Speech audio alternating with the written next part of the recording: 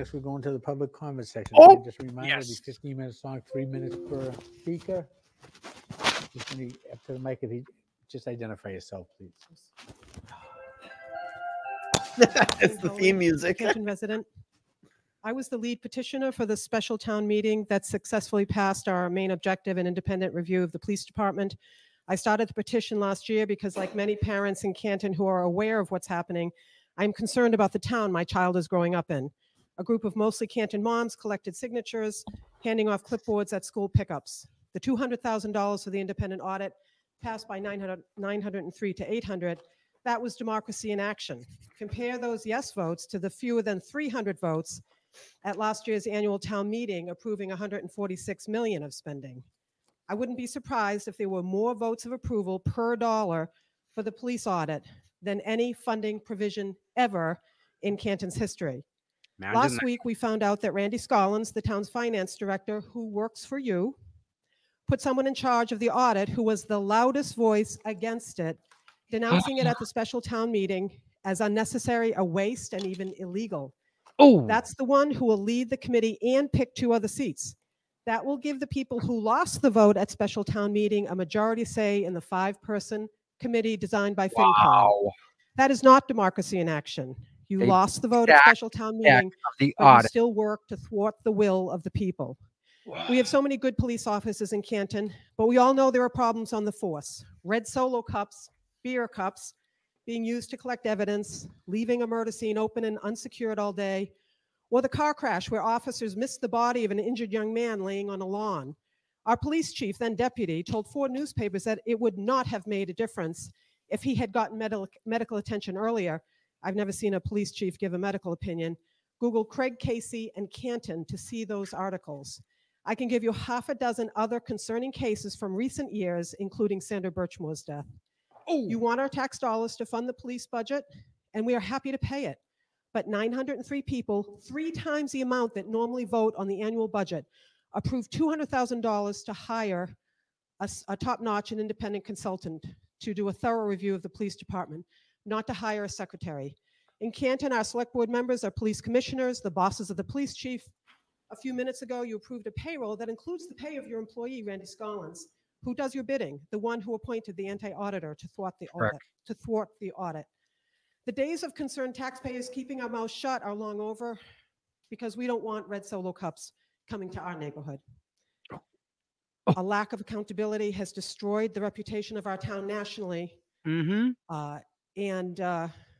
Forever. It's time to restore trust. And this is not the way to do it. Nope. Thank you. Damn. Wow.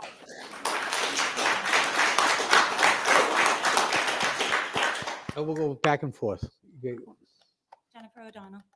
Woo. Good evening. Integrity, the quality of being honest and having strong moral principles. A fellow citizen recently said, integrity is a hard-earned virtue. I could not agree more. Integrity is everything. I also stand by and double down on the following. When the dust settles in town, it will indeed be interesting to see who still has theirs. Another citizen often found standing in this very room, though never publicly speaking, has decided to take to calling us elitist, amongst many other things. An elitist, by definition, is to demonstrate a superior attitude. The word, that would be the negative way of looking at the word. How about turning ourselves around and saying it positively? The ability to rise above it all, to do what feels true to you.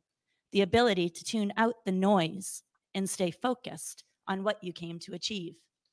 Elite. Being of the richest, most powerful, best educated, or best trained group in society. Last time I checked, we all strive in our own way to be better, to have better. Is this not something that we all desire? I truly have been so baffled by this and how it was twisted into such a negative thing, some way to insult me. To you, I say thank you.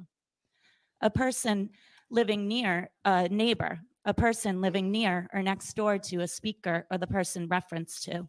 Another man in this town recently very publicly announced, I am not his neighbor. To him I say, we are neighbors by definition. Saying things like you are not my neighbor is just unintelligent. Whether you like it or not, we all chose to live in this town. What you choose to do with it is completely up to you. For the board members who often state it's always been this way, and I remember when, I would like to take the chance to remind you of another old classic word, chivalry. The combination of qualities, courage, honor, courtesy, justice, and readiness to help others. Courteous behavior, especially of that of a man towards a woman. I would like to take the moment to apologize if my approach has upset or offended anyone on the board or in our community. It has never been my intent. While I may not feel that I have done anything wrong speaking or asking questions, I can appreciate that many prefer the ugliness to be dealt with behind closed doors. I too was raised that is how matters are dealt with. And to be quite honest, it didn't sit with me then, nor does it now. To you, I say I will try to soften my delivery, but I unfortunately cannot soften the message. It's too important, and we as a community have too much to lose by ignoring the bad behaviors of a few. Thank you. Thank you. Oh, man. Rita Lombardi. The objective of the police audit is to restore trust in our community, improve performance, and gain efficiency. The investigations into the murders of John O'Keefe, Boston police officer, and Sandra Birchmore caused significant damage to the credibility of our police force. Restoring trust with citizens and ensuring safety for all is paramount. An impartial review by an independent firm will provide expert opinion and offer ways to improve policing operations and gain efficiencies and benefit taxpayers. Successful businesses routinely conduct impartial audit reviews without issues. Petitioners sought to avoid conflict of interest and made it clear that whoever chaired the committee should have no affiliation with the police or be an embedded townie. Mr. Scollins chose Bob McCarthy to chair this committee, citing Bob's extensive service, including 30 years on the Building Renovation Committee. What Mr. Scollins did not share is that for 2 decades, our police chiefs have also been serving on that committee. Bob is not only affiliated with our police, he's an embedded townie and represents the complete opposites of what the voters were seeking. At special town meeting, Bob publicly blasted the Finance Committee for rewriting the article beyond its original scope and for making a bad situation worse. He argued the article was legally unenforceable and to stop pandering to the disruptive minority and move on. Sourcing an independent audit firm is project management. Successful projects include a champion or a chair who support the project's goals and have the expertise to motivate the team towards a successful outcome. Successful business leaders would never appoint an angry, disgruntled person with strong opposition to lead or participate in any improvement initiative. That type of individual would do everything in their power to derail the project, and the desired outcome would never be achieved. For 2 months, Kathleen and I reached out to Mr. Scollins for an update on the 2/1 start date and informed him that we would be representing the petitioners. In his letter announcing Bob McCarthy, Mr. Scollins included language that was never discussed or agreed upon. The Finance Committee's approved language was the creation of a committee of 5, the chief procurement officer or his designee, 2 members to be nominated by the petitioners, and 2 community members at large to be nominated to and selected by the chief procurement officer or his designee. Mr. Scollins inserted the following verbiage into his letter and stated that Mr. McCarthy would add 2 members from the petitioners following a transparent and democratic process, and voting would be conducted by mailing by Bob's soon-to-be secretary. Electing petitioners, I'm going to ask you, let me finish. Thank you, Mr. Theodore. Electing petitioners was never discussed or approved. Furthermore, in Canton's elections, he has allowed me to continue, so I'm asking you to please be polite. Thank you. Electing petitioners was never discussed or approved. Furthermore, Canton elections are not run by secretaries. I have spent 30 years in the corporate leadership, spearheading process improvement initiatives, delivering record results. During the last 8 years of my professional career, I worked directly with every state office in our country. It's time to adopt the best practices that work so well in the private sector and stop this good old boy form of management. The voters have spoken. Honor their wishes and appoint a champion who will help advance the cause and not sabotage it. Excuse me. And lastly, for the viewers at home, Mr. Scollins was the gentleman, the finance committee who sat here. And I just want you to know, Mr. Albert, it did not go unnoticed, the kudos that you gave to Mr. Okay, no, okay, Collins. okay. I gave you time. Yes. Okay. Yes.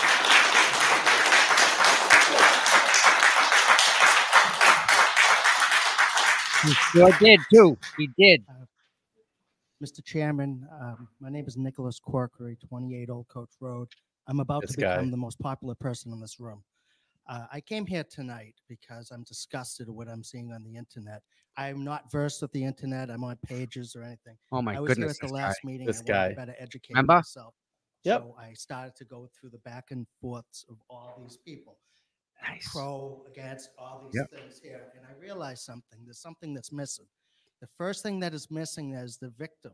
The victim here, I'm sorry, Rita, is John O'Keefe. No. The O'Keefe family Yeah, is the most okay. victimized family. I'm I don't know sorry about what that. breeds They are put going themselves through. in that I shoe. don't know if All right, you let's hear remember, him I out, was a Tom. friend Hang of on. John's and Karen's. I say this respectfully, without any agenda. I'm not into politics, none of this stuff, but I feel like this is getting lost.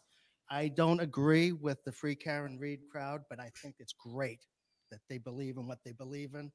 I think that that's a good thing. I'm not going to say no, but I am going to say no on manners.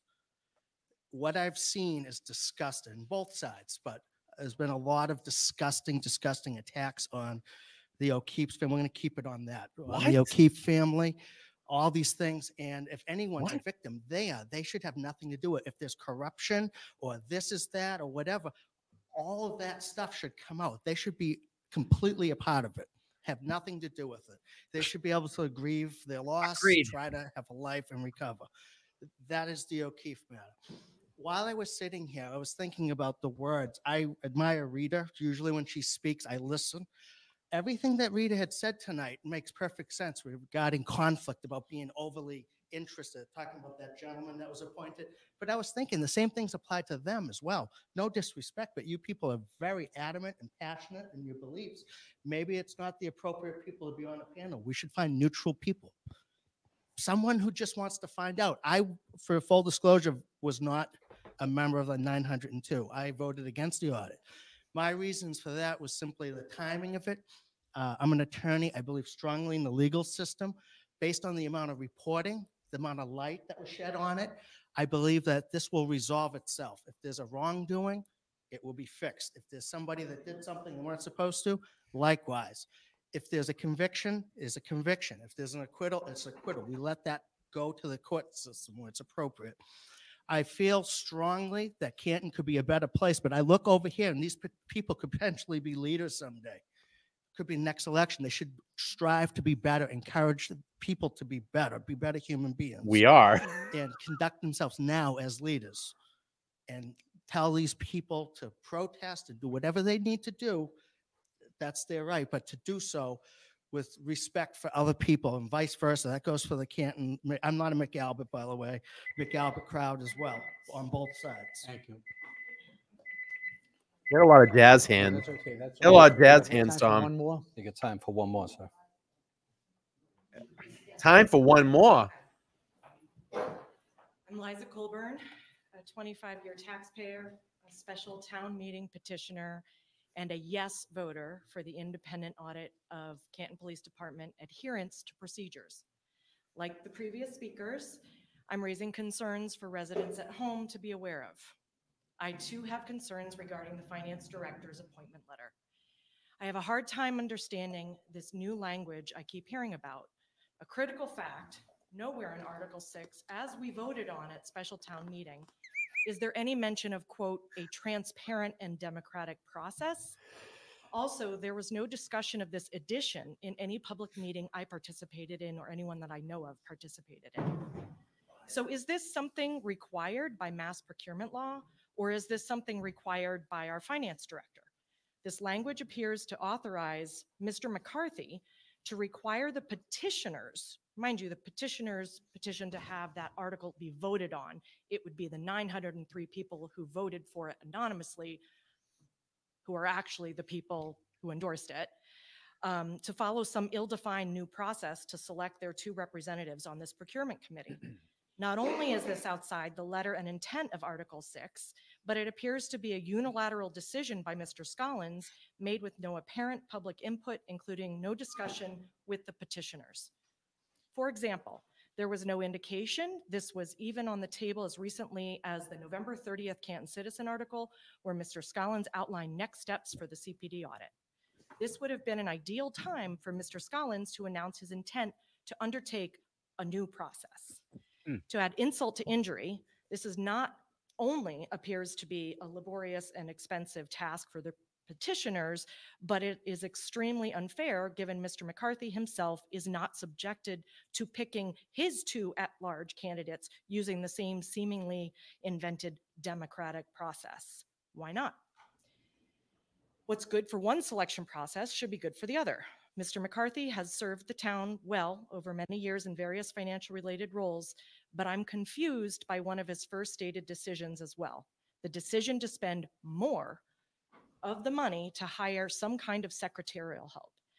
Finally, this audit is supposed to be independent from the Karen Reed case and the federal investigation of the investigation. So why is Mr. McCarthy using this as a reason to delay the work of the procurement committee until April or May? Thank you. Thank you.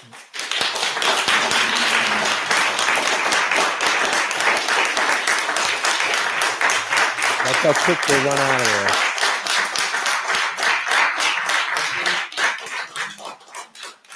Is that the 15 minutes? Thank you very much.